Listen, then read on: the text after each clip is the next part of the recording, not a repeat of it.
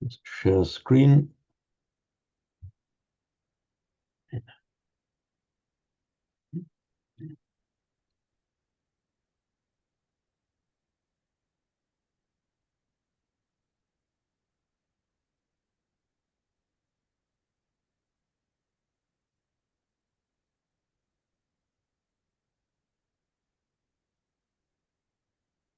Good. I think I'm there.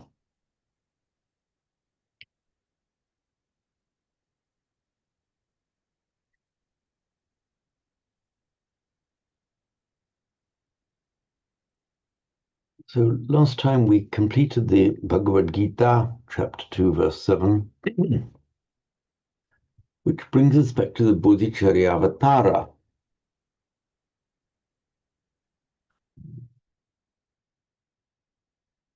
And as I was looking at this verse again during this week, I thought, we've got a bit of a tricky one here. We've got some rather abstruse philosophical stuff. So if it's not bad enough reading it in Sanskrit, we've got to grapple with some philosophy as well.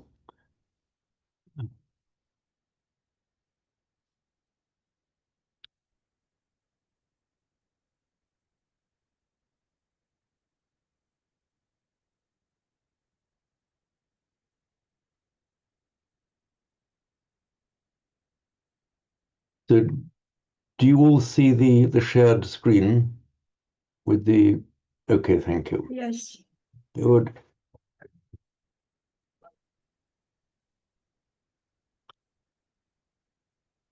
So I'll read it out slowly. Nityo hyachetanashchatma vyomavat spashtam akriyaha prachayantra sangepi nirvikarasya ka kriya. And again, nityo hyachetanashchatma vyomavat spashtam akriyaha pratyayantara sangepi nirvikarasya ka kriya.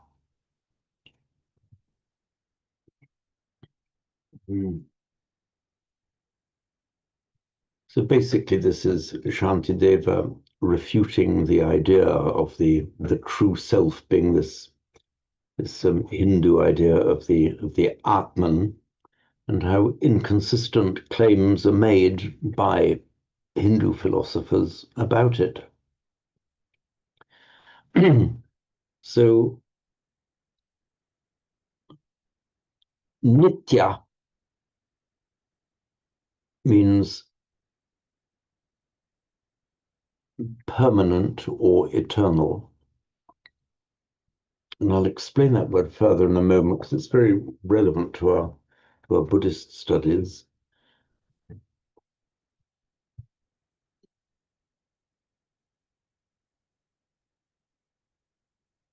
Nityohi achetanash-chatma. I think we have to supply the if here. If the Atma, commonly translated as self, but if this Atma is permanent or eternal and unthinking, in other words, it doesn't produce thoughts, achetana, vyomavat, like the sky, spashtam akriya, then it is manifestly inactive. Let me just unpick that for you. Just this. So let's go through the second line briefly, and then I'll start unpick it bit by bit. Pratyayantra sangepi nirvikarasya kakriya. Yeah, welcome, Marco.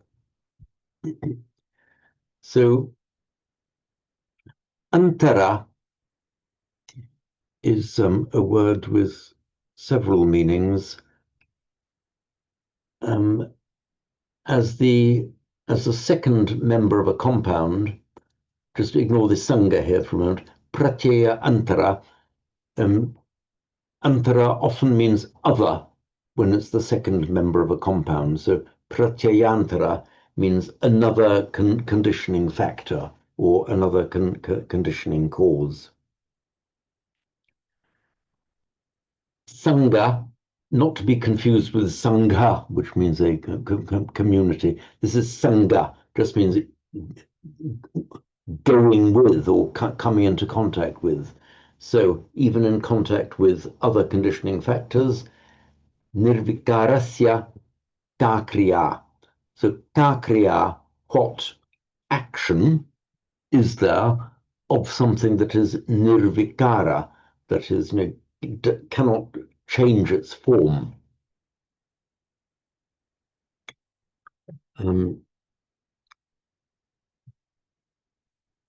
So looking at this word nitya, just call up the iPad.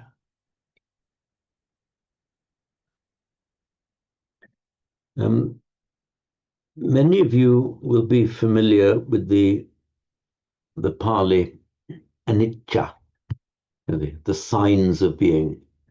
Anicca, anatta, dukkha, that's it in Pali.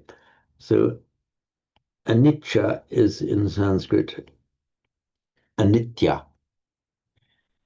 As an adjective, it means, loosely translating, impermanent, though as it's sometimes used as a noun, anityam, meaning impermanence, and one of the fundamental doctrines of the Buddhist teaching. It's actually quite an interesting little word. It's composed of two elements. Oops.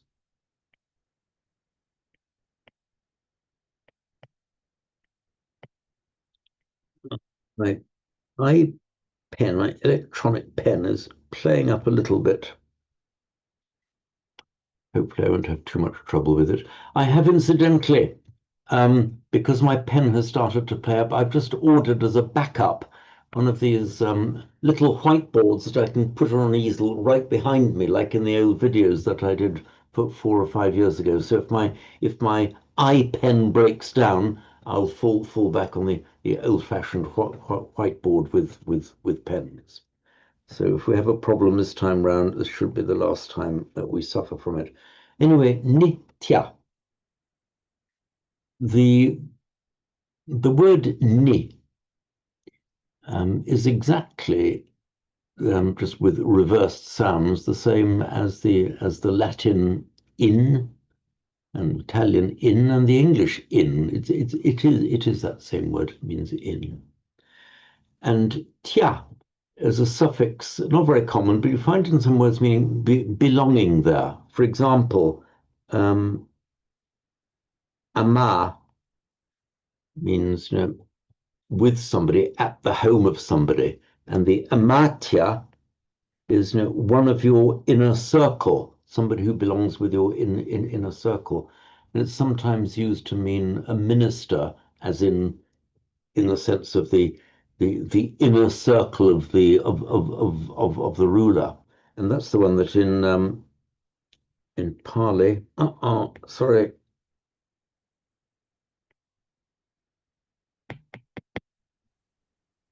Pen's playing up again.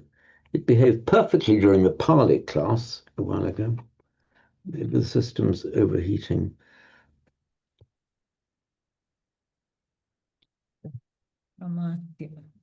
Sorry, let's just see if I can.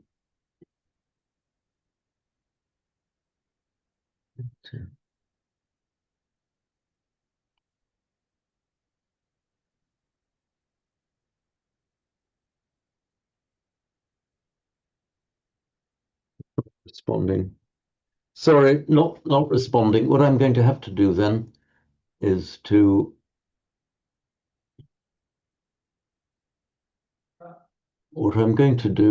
just to, instead of the iPad, I'll just have to type things into this text.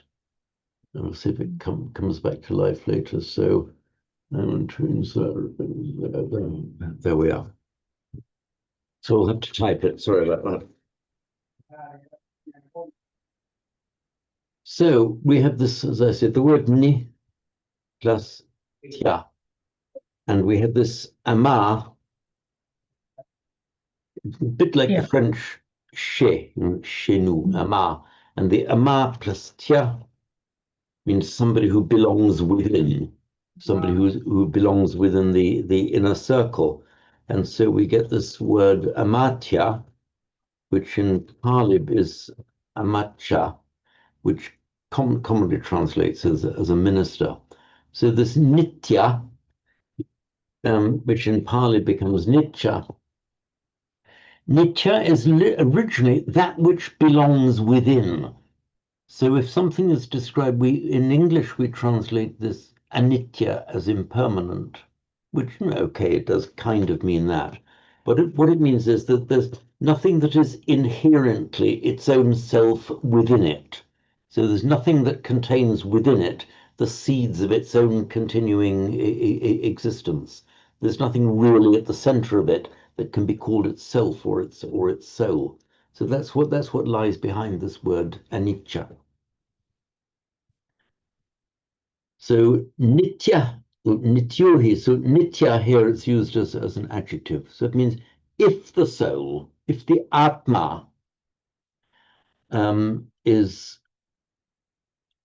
nitya, is permanent, everlasting, eternal, achetanascha, and unthinking, in other words, does not engage in thought. This is the root chit. Chit originally meant, the original root meaning was a brightness. And I surmise that it might have meant something that brings brightness into the ordinary, inert flesh, our physical body. The chitta, which brings light in the sense of understanding and knowledge into our body, is what makes us the bodies able to have thought. It's the chitta. So originally meant brightness. Then, of course, we have the word chitta, very much used among the Buddhists, which basically means the heart mind, that within us, which is not purely physical, which is the heart and the mind, the seat of the emotions and the thinking. From that same root, just as, for example, we get vid produces the word vedana. What have I done here? So I pressed the wrong button. Just as vid, meaning to know, produces vedana, which is a sensation, that which your senses know, experience, so equally chit produces the word chetana. So the chetana is an activity of the chitta. Very broadly speaking, it means just thought, thinking activity, but particularly among the Buddhists, it's used to mean like a volitional thought, like the kind of intention, an act of the chitta, a decision to do something. And that's why it's often said that with an act in the doctrine of karma, an act has to be done with chetana.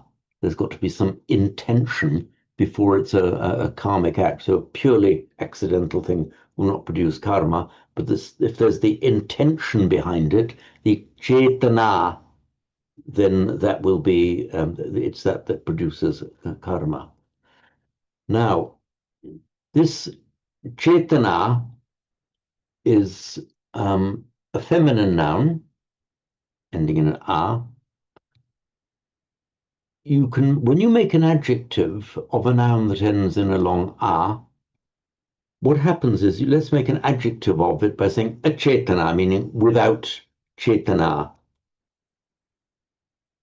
What happens here is that although the noun form has the long a, chetana, when you make an adjective out of it, it ceases to be a feminine noun and now becomes an ordinary adjective, which will decline. You go achetanaha, achetana, achetanam. It will have its masculine and its feminine and its neuter form. So the fact that it started life as a feminine noun and along a is now irrelevant to the fact that now it's an adjective and will behave like any other adjective ending in a.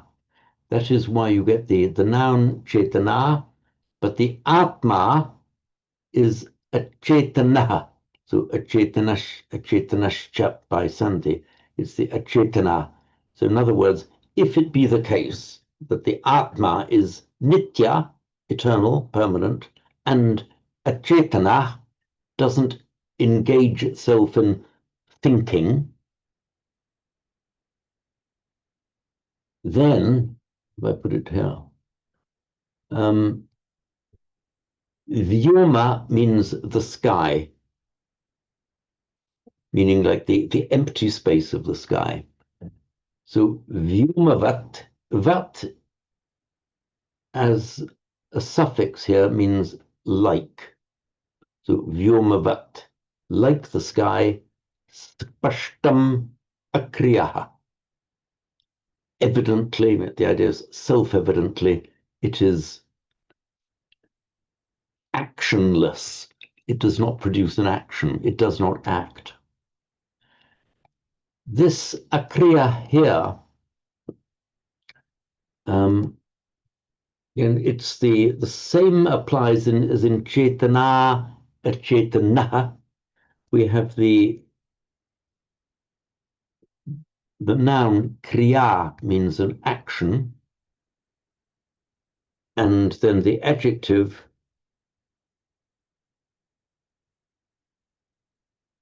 masculine form akriyaha, because it has ceased to be a feminine noun, as now just functioning like an adjective. So if a masculine thing is actionless, it will be akriyaha. A feminine thing that is actionless will be akriya, and a neuter thing that actionless will be akriyam. So this kriya from the root kri, meaning to do. So it is actionless. It does not produce any action or cannot do any action. Incidentally, this word kriya, it's from the very common root kri, meaning to do. And it's reflected in the Latin creare, which we have in English to create, la creazione, creation. The noun kriya, firstly, it means just an action in the normal sense, just any action. But it also has a special meaning, particularly in Hinduism, of the particular ritual acts that are done as part of a ceremony. Like the ritual acts that you perform for the ancestors, the ritual sacrifices. These are known as the kriya. And very entertainingly and interestingly, it's that same word kriya that comes into Latin as ceremonia, and in English ceremony. So it's the acts, but with that special sense of the ceremonial acts. And also something I really enjoyed, this word from the root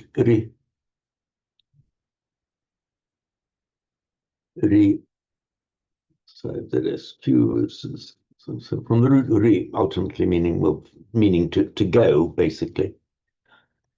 You get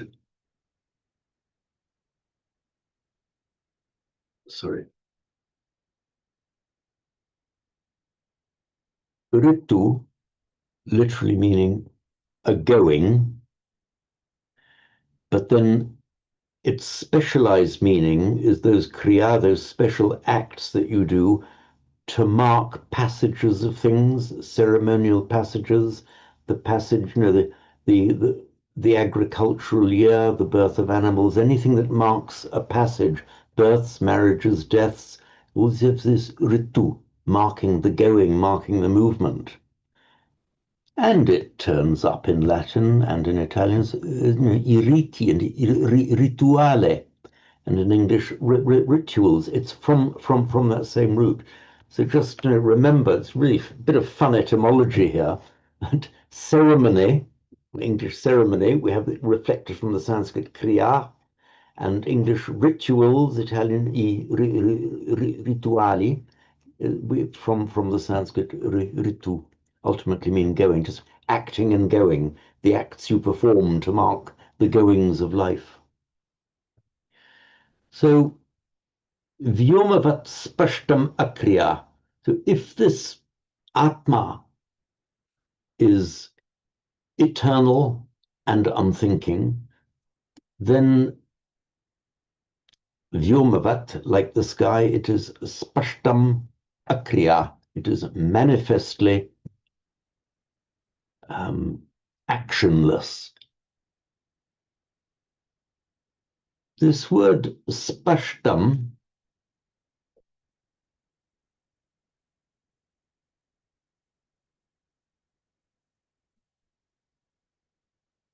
meaning evidently or clearly,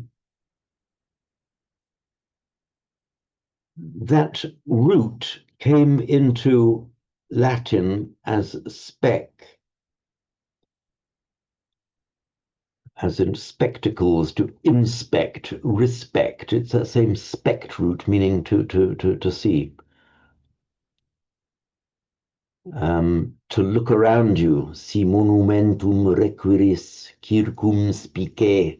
If you seek a monument, look around you. So the root spash exists, meaning to see. Incidentally, whenever you get, as a matter of internal sandhi, whenever you get a sh followed by a t, it automatically becomes a st. So spash plus ta automatically becomes spashta.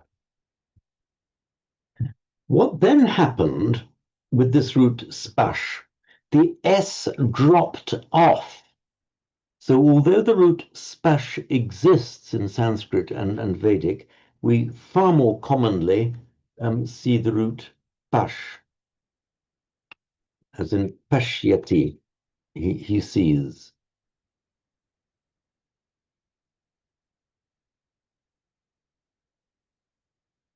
And we see, and it's the same vipassana in Pali, meaning insight. It's from that same word.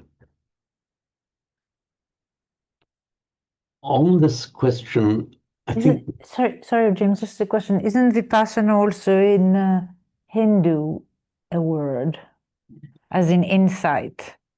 It's that is exactly what it means. So that's, as in it came. In fact, in Sanskrit, it's vipashyana, but that's a back formation from Pali. I think the earliest, I believe. I mean, tell me if I'm wrong, please.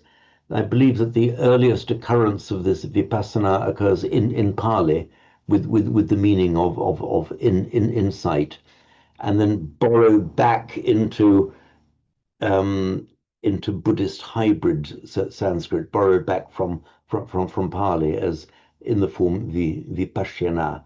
So it's that prefix vi, the separative prefix, that of looking into something, parting the veil, looking behind the external surface. And it's very much reflected in our English word insight. You aren't just seeing the thing, you're seeing into the thing, as if you're pulling apart the veil that prevents the deeper knowledge. You should, I think most of you will have come across this, but mark well that what in fact happens in Sanskrit and also in Pali, you get this root drish, meaning to see, but in the present tense, you don't say darshami or darshami, you say pashyami, pashyati. So we have with exactly the same meaning. So for the infinitive, drashtum, past participle drishta. The aorist adrakshat is that's the drish root you use, but just in the present tense you use the pash root. Why does that happen? Well, we don't really know why it happens, but we can point to similar examples in other languages where you actually have two separate roots. You conjugate a verb using two separate roots. In English, we have the verb to go, and we have the past participle gone. But for the past tense, we don't say goed, we say went. So we're using a different root, both for that one verb. And in Italian, for example, from the verb andare, from andare, you don't say ando, andi, anda, you say vado, vai, va. So what you're doing actually, these are two separate roots which you use in conjugating the verb. So it's not a mutation of these consonants. It's a completely different root. No, it is a mutation of the. So, I'm sorry, you're talking about the difference between drish and pasha. Yes, yes. Yeah, it's a completely different. It is a different route, exactly as in the examples I quoted in English, go and went, and in Italian, andare, vado. You see, there are two. It's nothing to do with mutation of the consonants. That they are different roots. And so pashyati then turns up as you would expect with regular phonetic mutation. Pashyati Sanskrit, passati in Pali. And then, as I said, the vipassana. Sorry, I seem to write that with a circumflex. And vipassana, seeing into something. So back now to our root spashtam. So I said it became in regular Sanskrit the S dropped off, but it was originally the spash root, and it's that spash root that came into Latin as the root spec, meaning to see, and to inspect, respect, circumspect. Many of these words have come into English, into Latin, Italian, French, and English. So, but in this form, spashta would mean just seen, that which is seen, but as an adverb is just come to mean evidently, obviously, as can be seen. So vyumavat spashtamakriya, like the sky, quite evidently motionless, meaning incapable of doing something. So if James, you can't, yeah, sorry, James. no, I think it's maybe time to get into a little bit of philosophy. The Advaita Vedanta. I was with the school of that for about 30 years before moving to Buddhism. They argue, the counter argument they have is that the Atman doesn't directly participate, so to speak, but acts through watching. Oh, that's a slippery. Acts through watching. Yeah, Okay. and hence they have the idea of, in terms of the human life, there's this notion of the watcher, right. and it's very persuasive because one has the sense that there is something that doesn't seem to age within one. Yes. Has been watching from the moment of one's first conscious memory.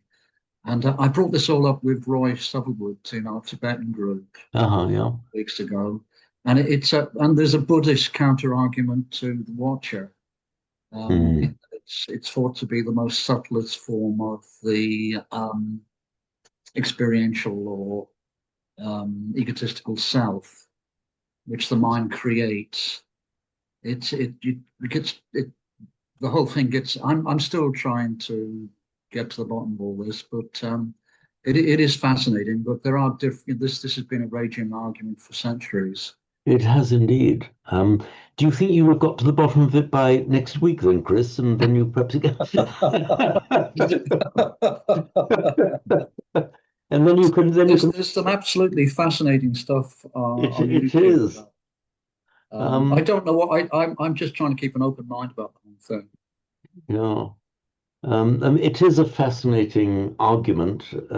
If we tried to go into these, I mean, that's a kind of rabbit hole we probably have to resist going down in this class. Yeah. But It is interesting. It is interesting, though, Chris. Thanks for mentioning that. I found that really interesting. Yeah. If I can say just a bit more, Jan, so when I was talking to Roy, I mentioned my please do. memory was at a housing estate in Cambridge. I think I must have been about 4 or 5 at the time, and I remember seeing a couple ride past on one of those not penny farthing, one of those combined bicycles, Tandems. a tandem Yeah. bicycle. Yeah. And I've puzzled to.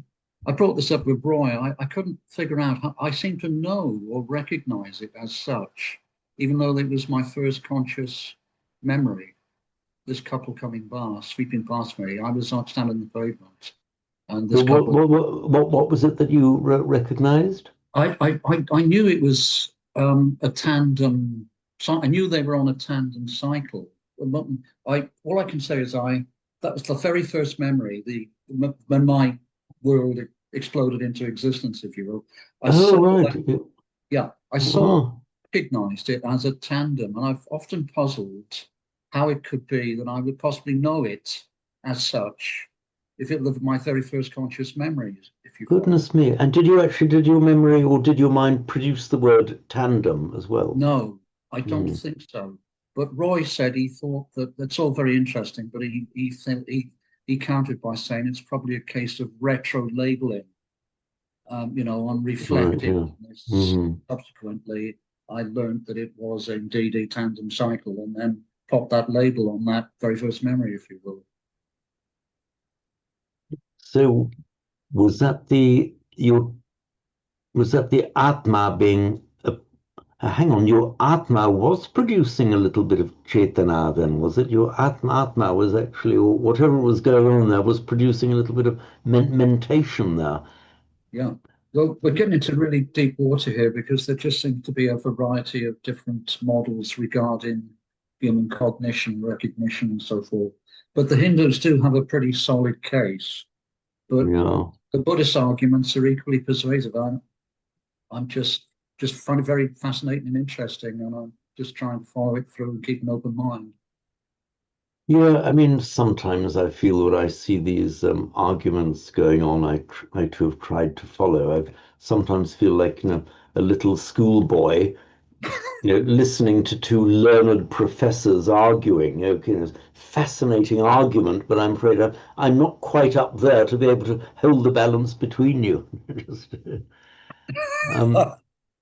So we'll kind of stick to the safer ground of linguistics here. That's where I feel more on terra firma. So back to the linguistic side. We'll see if we can resolve it either by the end of this lesson, or if you have some more insights between now and next week, Chris, please. So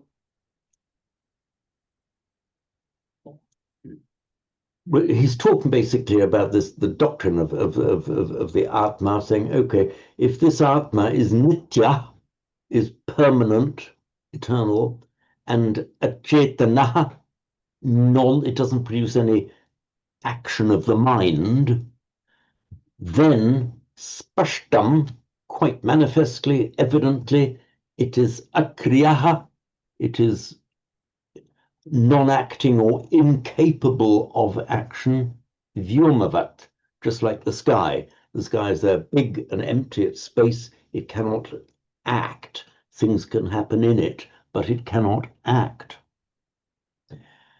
And then he goes on to say, ka kriya. This is ka, the feminine, what act, ka kriya. So even in conjunction with other conditioning factors, nirvikarasya ka kriya, what action can there be of something that does not change? The point he's making here in a roundabout way, I think, again, I'm not seat for this bit, I cannot sit in the teacher's seat. I think he's saying that if something, I think he's saying that every act that you do in some way changes you, however slightly. And so, if there's something that is unchangeable, how can it be said that it acts? Because if an act by definition changes the actor, then if something does not act, if something is changeless, then by definition it cannot act, it cannot produce a kriya. So vikara, it's our root kara from kri, so verbal noun kara, doing, from vi. So vikara is to demake, to make something different from what it was, and therefore it's a change. Vikara is just a change, a demaking, making it to be something different from what it was. And then the prefix nirvikara means unchanging. Yeah, nirvikarasya, of that which is without change.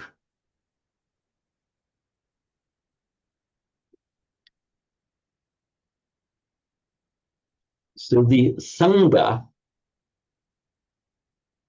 I'm just doing sangha, it's from the, we've got the alternative roots gam and ga. So sangha,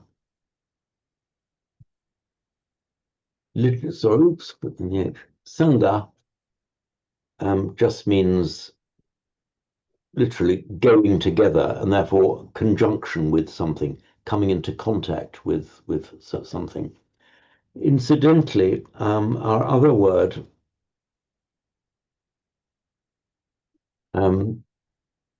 is kind of closely related in meaning, but in fact from a completely different word. It'd just be a little bit confusing that there is an overlap in meaning, because the sangha means a community of people. As we know, we have the Buddhist sangha.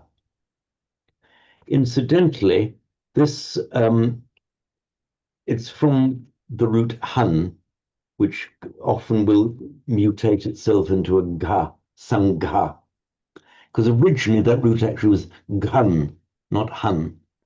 So the sangha, the han means to hit. So literally the sangha is people you bump into. So just in English, we talk about knocking about with somebody, bumping into somebody, not in a hostile sense, but people you come into close contact with. That is the people you touch against, you strike, not strike hitting, but come into contact with. So that is the sangha. And so just by coincidence, very like sangha, an overlap in meaning, but in fact two entirely different roots, ga and han.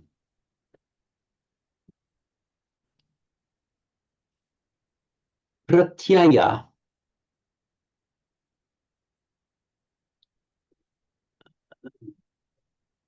again, one of the most, to my mind anyway, one of the most interesting words in the Buddhist teaching is the pratyaya.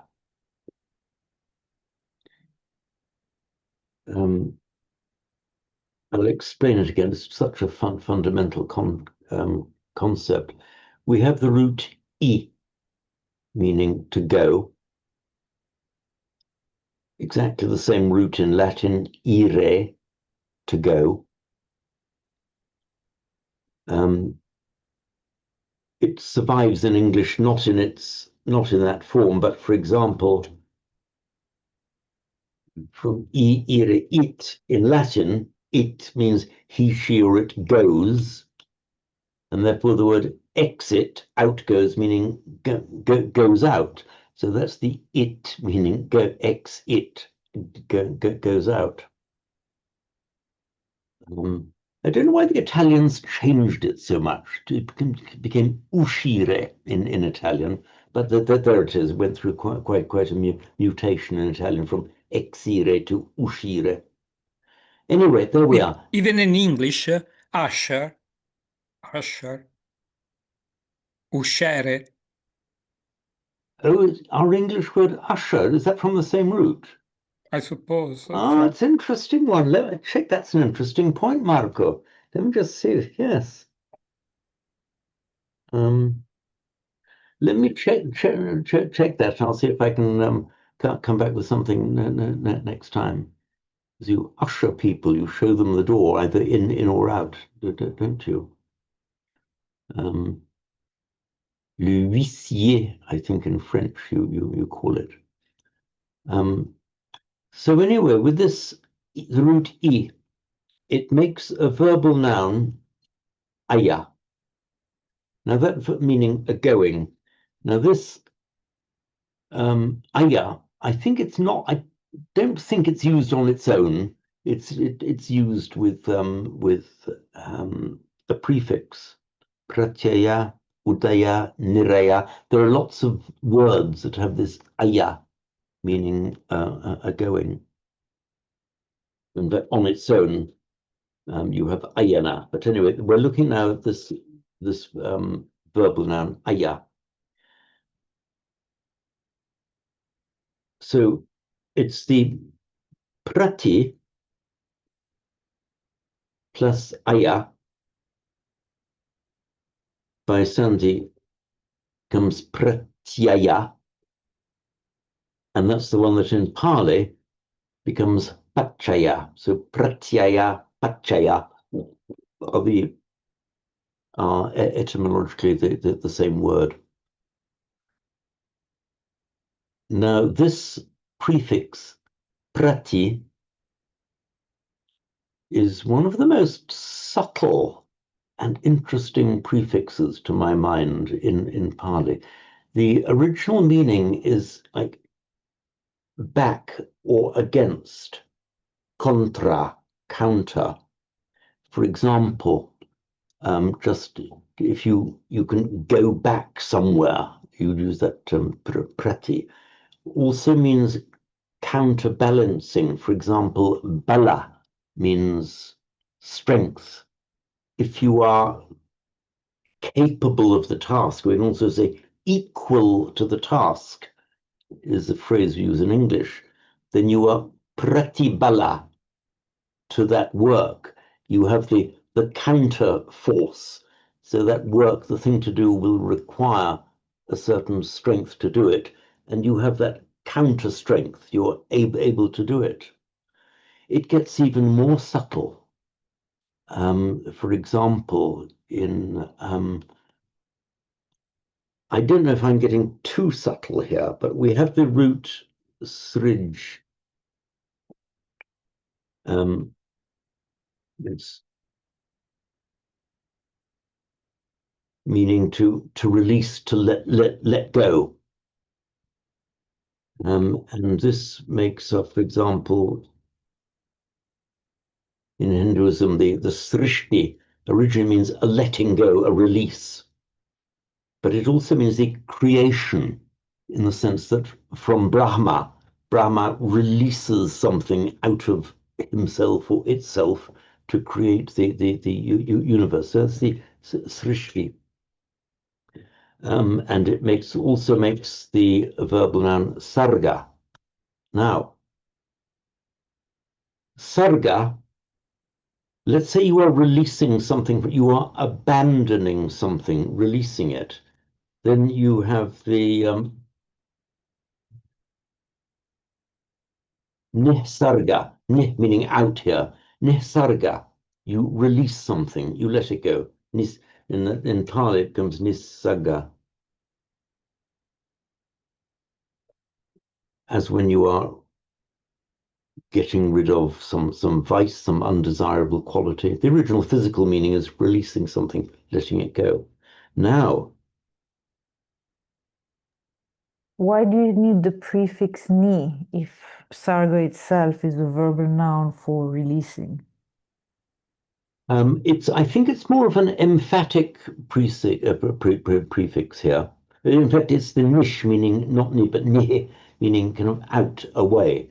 So you very often find that there will be a word in Sanskrit or Pali that without any prefix has a certain meaning, but you can add the prefix. It doesn't really alter it. It just adds, it adds a certain kind of rounding to it. You can talk about finishing and finishing off, or finishing and finishing up. What's the difference in finishing and finishing up? Well, it just adds a tone of completion to it. For example, take the word mukti from the root much, meaning to release, as to release something out of your hand, and that makes the verbal noun mutti, which means a releasing, a liberation. But you most often find it with the prefix vimukti, and in Pali vimutti. Does it really change it? No, it doesn't, but it just emphasizes the release, like thinking of a bird flying up out of your hand. It adds some kind of physical emphasis to that sense. But here now with the prefix prati often means with regard to oneself. And here's where it gets really subtle. We have the Pali chant, Swakhato Bhagavata Dhammo, well proclaimed by the Blessed One, is the Dhammo, the Dhamma. Sandiptiko Akaliko Ehipassiko Upanayiko. Okay, now Pachattam Veditabbo Vinyuhi. Pachattam in Sanskrit, Pratyatmam, would mean Pratyatmam, for oneself.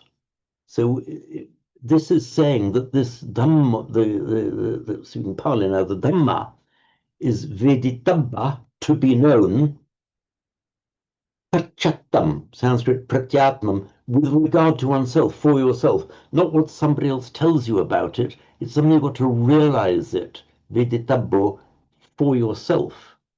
So that's the effect of the prati in Pali, prati in Sanskrit here. So if you look at this word, pratinisarga, in fact, in Pali, it is patinisagga. That's the same line.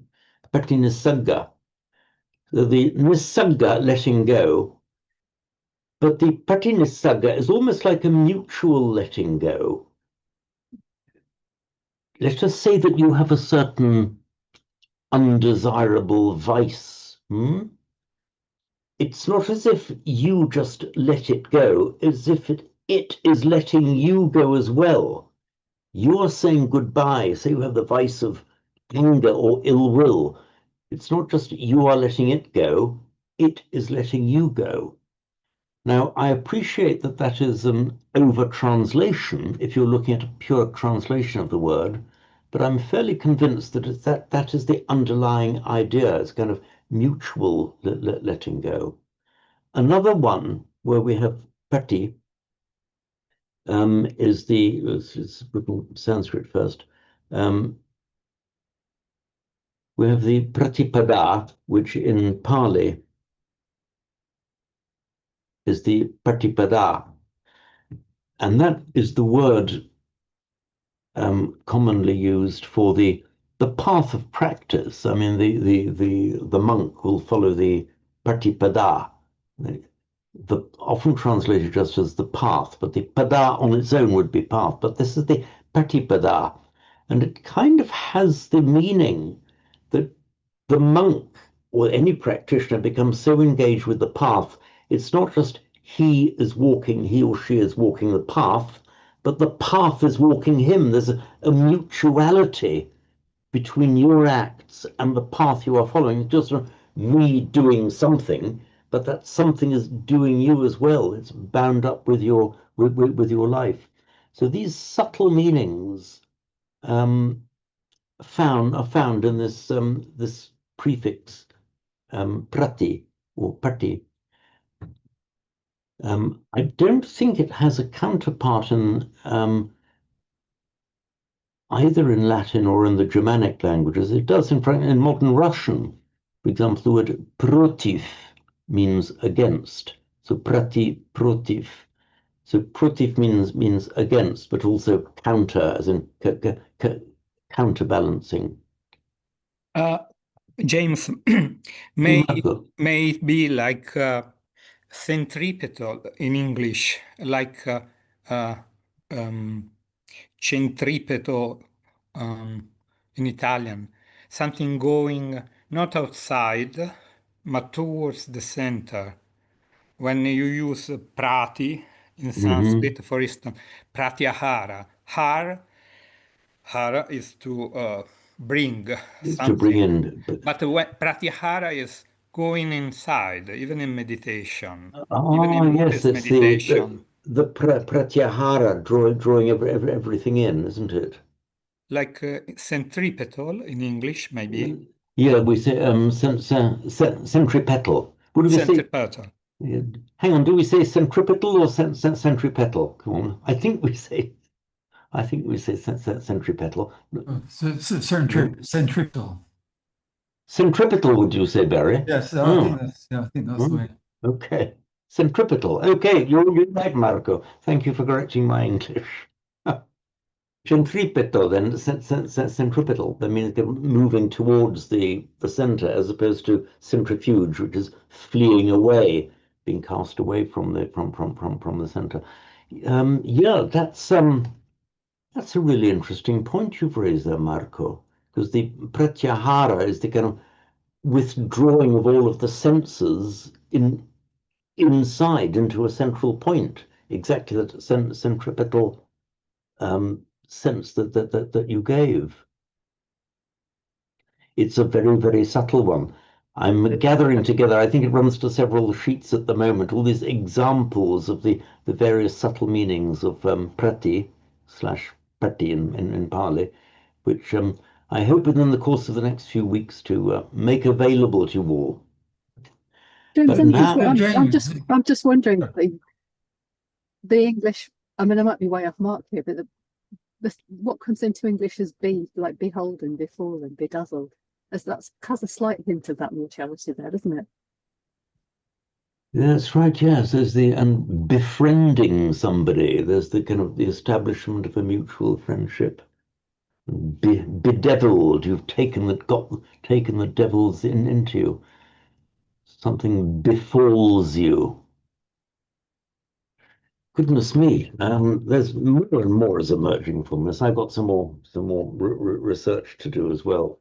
Clearly, James, I'm sorry, but I've sort of got lost in all that. I don't blame you. In fact, I'm not sure I know quite exactly where I am either at this point. Could you possibly, you're explaining the meaning of pratyaya. Okay, here we go then. From the root e and aya.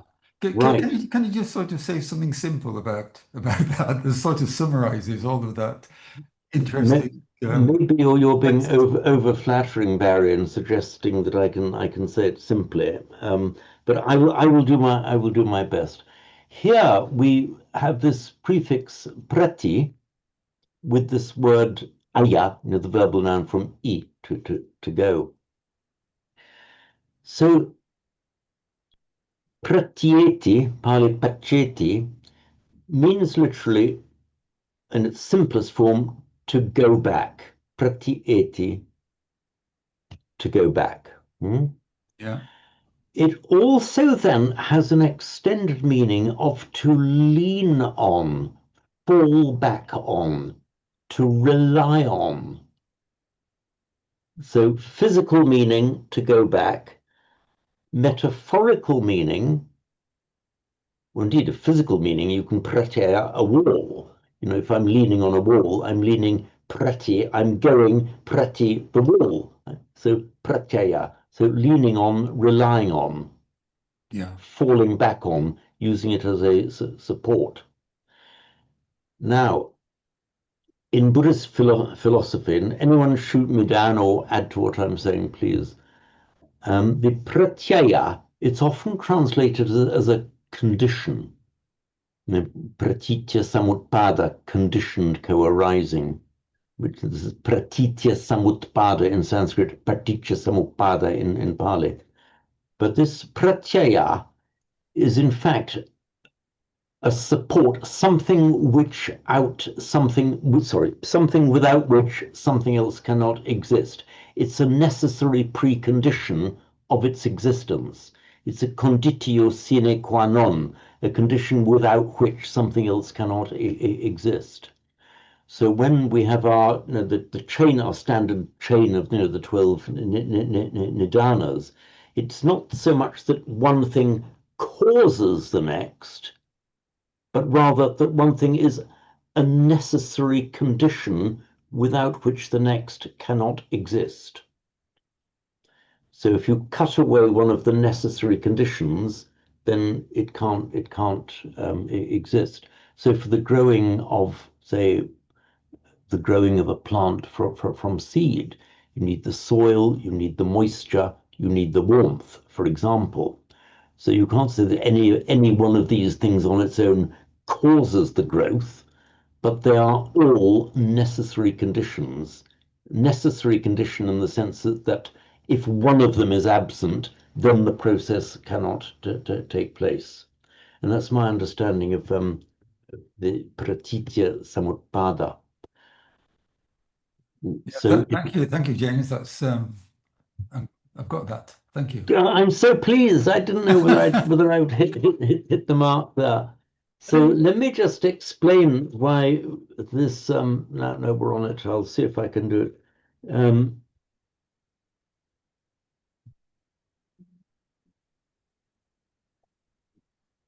We have in Pali, it's well known, the Paticca Samuppada, which is the one that's translated as conditioned co-arising, is one standard translation. In Sanskrit, sorry.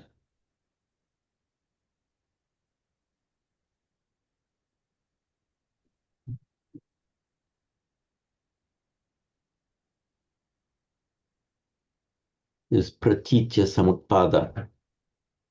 I'll just explain pratitya quite simply, and I'll explain a little detail in a moment. We've got the pratyaya is the verbal noun, pratyaya. Pratitya is simply the absolutive form. It's a grammatical variant. So verbal noun pratyaya, the absolutive form having arisen, having depended is pratitya. And the reason that happens is because where you have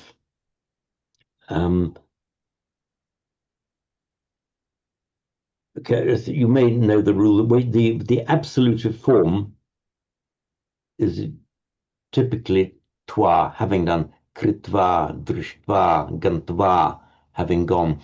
If, however, the verb is preceded by a prefix, you don't put twa, you put ya. So, for example, from gum, you get the absolutive form gantwa, right? Having gone. However, if you put the prefix a in front of it, so agam, to come, you don't say agantva, you have to say agamya. So without the prefix twa, with the prefix ya. By the way, Pali does not obey that rule. Pali is much looser. But looking purely at Sanskrit now. So agantva, but agamya. Now, next rule, where you get where you get a root that consists of or ends in a short vowel, like I, or for example, shru, where you add this ya, where you add this ya, you insert a euphonic t. So, for example,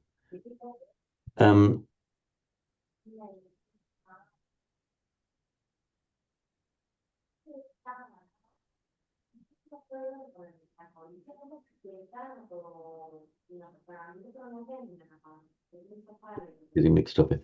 So samaya, sami, to come together. You wouldn't say samya, you say samitya. Oops, what have I just done? Don't know what I did that.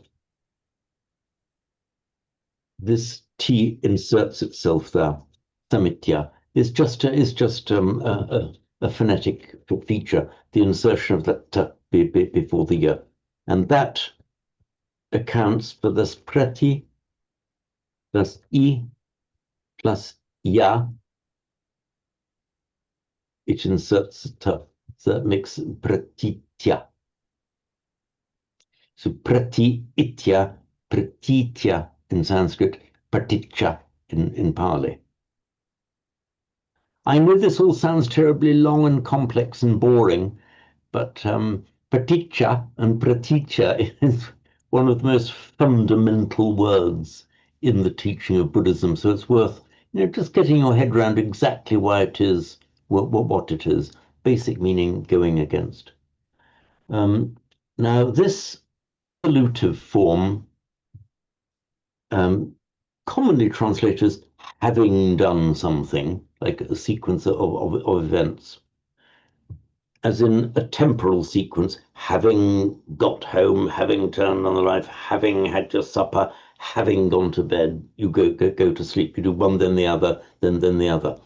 But it's also used as in an adverbial sense, the manner of doing something, the way in which you do something. So here, praticca samutpada doesn't mean having relied, coming into existence. It means coming into existence in reliance on something else. So it's the samutpada, the arising, the coming into existence, in reliance on pratitya, this necessary precondition. I hope that makes a little bit of sense. James, don't you find that doing the writing and exploring the grammar as you are doing through Word is just better and easier than using the iPad? Because yeah, for one thing, one's got the context. There's some of the verses already readily available on the screen. Just saying. So is it easier to use the iPad? Yeah, are you finding it easier? I mean, I think this is the first time you've ever done this. It is. It's because my iPen has ceased to function. Yeah, quite so. But yeah, I do find it easier to use the use the iPad. Do you? Ah. James, I have a question. Sorry, Chris. I'll be back to you in a moment, Chris. Yes, please, Paola. No, I'm happy for Chris to finish. Sorry, I thought he was finished. Sorry, I found it easier to use the iPad or type on the screen. Yeah, because sometimes you forget to do it, and sometimes you get all these sort of technical issues. Whereas this seems to be a bit more reliable. I just wondered if you found it easier. I got so used to it. Do I? Goodness me. I got so used to relying on the iPad. I mean, I suppose I could just as easily type it out. Couldn't I? Well, your typing seems so proficient. Thank you very much. Normally, I make so many mistakes in typing when I'm trying to do it in a hurry and being watched. But however, here we're just dealing with short words, so that's not a problem. Which do you find easier, Chris? Do you find it easier watching the iPad or watching me type it out? To be perfectly honest, I prefer you typing it out, but I mean that's just one point of view. Okay. What I'll do then, I'll carry on typing it out, and after you've seen it for a bit, we can take a poll to see whether there's a preference. Personally, I prefer the iPad. I find that clearer. Ooh, ooh. Okay, so let me just ask a question about Okay, please, yes, Paula. about har, which came up earlier, and whether there is a connection to from har as in to take, right? The root means to take. It does indeed, yes. Yeah, and then apparently there's a connection with the charm and charisma. So I just wonder if you have seen that as well. Um, you can see I'm not quite sure. Because we have Evcharisto and charisma. I'll have to look that up. That's an interesting one. It's I'm not. I yeah. can't offhand think of any cases where you've got a h Yeah, in charisma and Eucharist, then that's charisma. Yeah. right. So, in fact, the reason I tend to think not, but I mean, without having researched it, is oops. Oh, what have I done now? Here we are. The reason I tend to think not is this, because we have two roots, bre and re, which were both almost certainly originally the same root.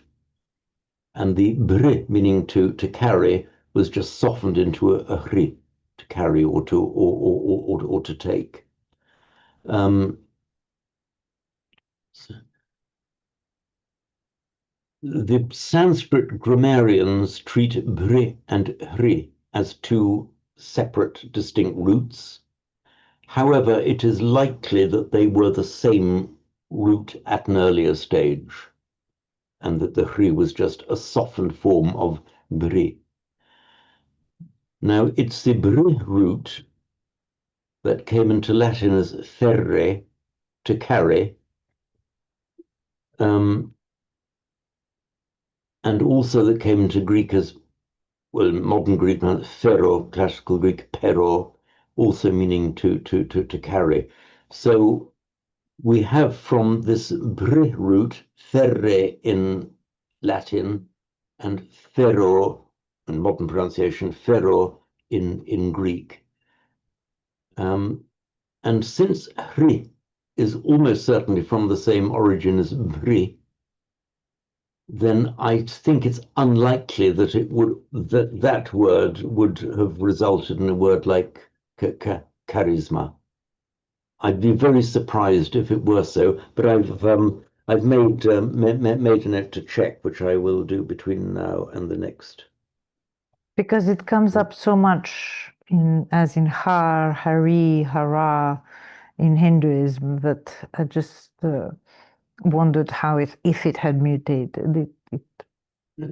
Yeah, as I say, I don't think it has, but I'll check that. Thank you. Incidentally, I don't know if any of you have got this. 1 second.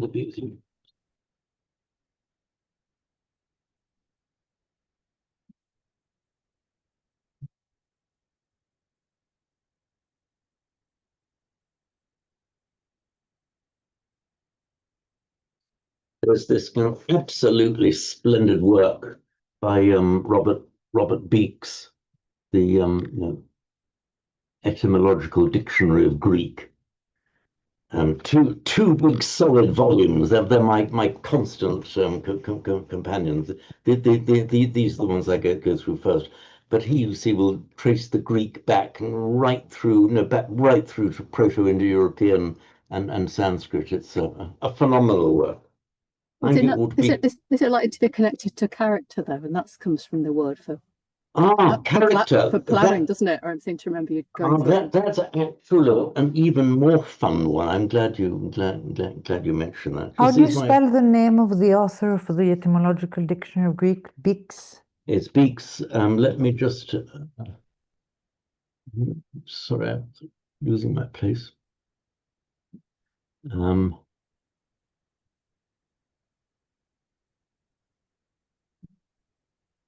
Thank Robert you. Beeks is his name. Thank you. Etymological Dictionary of Greek. Now, my iPad might just have started to work then. We've got this word. Is it working now? I think it is working. Test this one out, Chris. See now whether it's easier or more difficult to follow. We're looking at the word character. In fact, the word character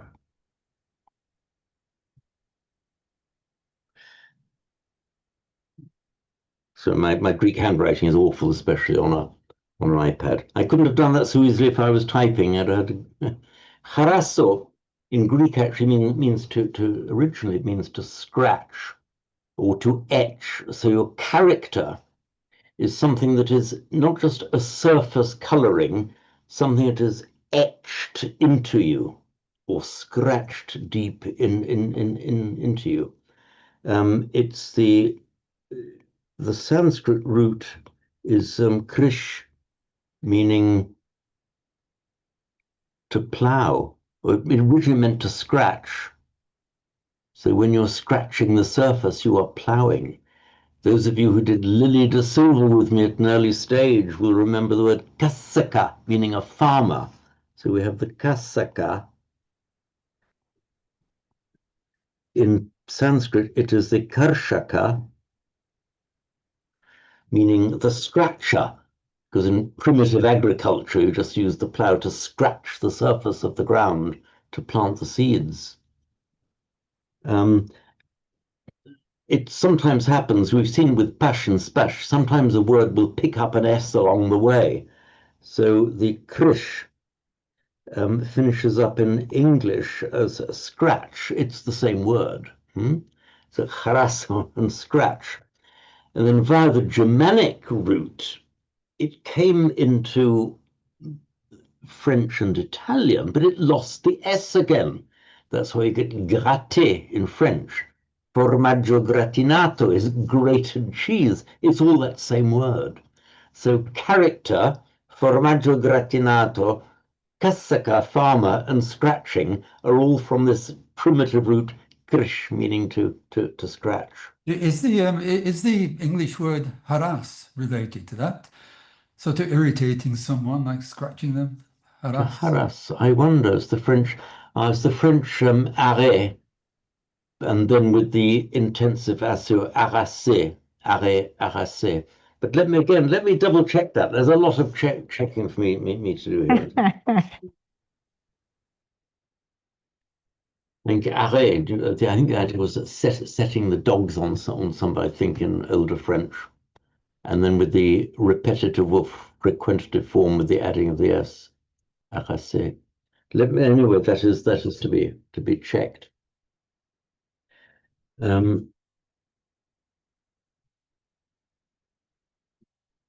So where were we? Oh, thank goodness me. I mean, normally I wouldn't say thank goodness. It's one minute to 3, but my brain's working a little bit overtime today with all this. So I'm going to wind up in a moment. You've given me quite a ride, you lot.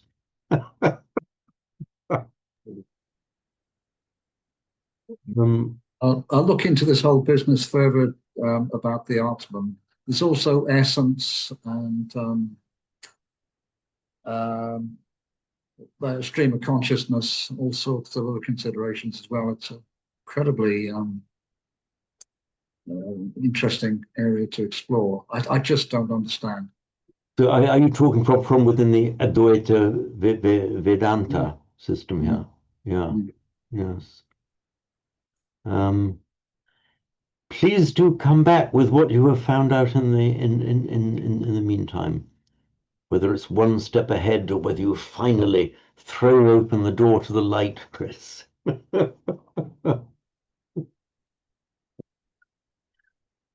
Oh, that was quite a ride today. Thank you all very much. Thank you, James. Okay, so hopefully then, hang on, let me just Here's my screen. Oops.